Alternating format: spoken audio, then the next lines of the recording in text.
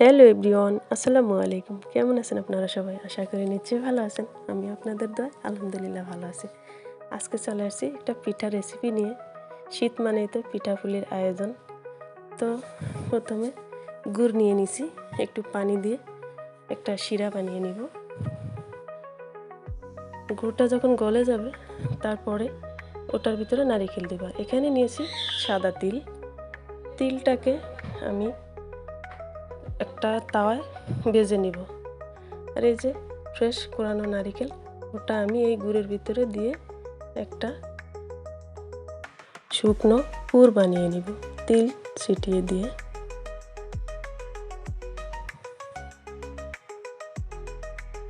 এই যে তিলগুলো ভেজে পুরের ভিতরে দিয়ে তারপরে শুকনো একটা পুর বানিয়ে নিব।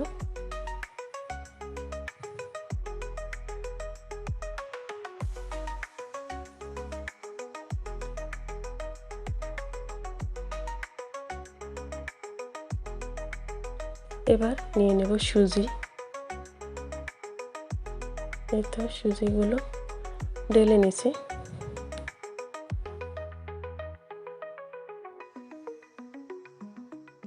ডালা হয়ে গেলে তারপরে 1 কাপ পরিমাণ পানি দিয়ে এটাকে সিদ্ধ করে একটা আটা তৈরি করব, রুটির আটার মতো ওরকম একটা খামির বানিয়ে নিব।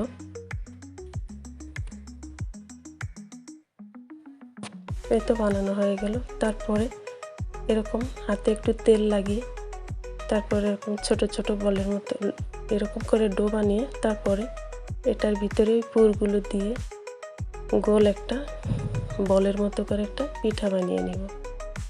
আপনারা চাইলে যে যেরকম পারেন সে সেভাবে বানিয়ে নেবেন। আমি এভাবে করে বানিয়ে নিছি। এভাবে একটা বানাবো, আর একটা বানাবো একটু লম্বা করে। এই তো এরকম আরও একটা দেখিয়ে দিচ্ছি, এটা একটু লম্বা বানাবো।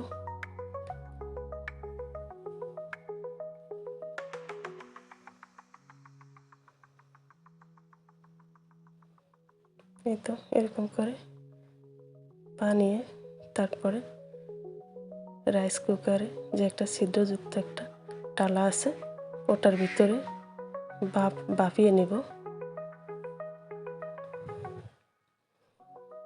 বানানো হয়ে গেছে। এই তো বাফে দিয়েছি, বাফে দেওয়া হয়ে গেছে। আসলে আমার ক্যামেরার লেন্সটা একটু ঘোলা হয়ে গেছে বাফে। তো এগুলো নামিয়ে একটু উপর থেকে মাওয়া ছিটিয়ে পরিবেশন করব। তো এই ছিল আমার আজকের পিঠা রেসিপি। তো ভালো থাকবেন, সুস্থ থাকবেন, নিরাপদে থাকবেন। আল্লাহ হাফেজ।